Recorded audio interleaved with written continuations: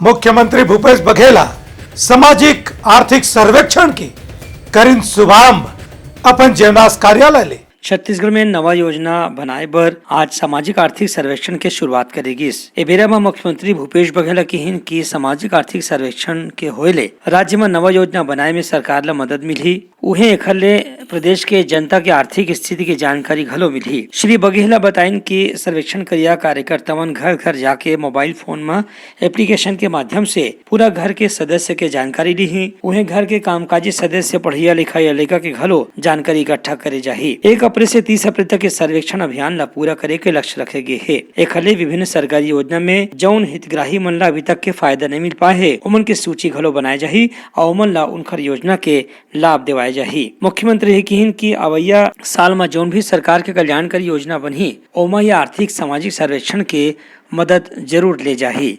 Bureau report उत्तलंगा news.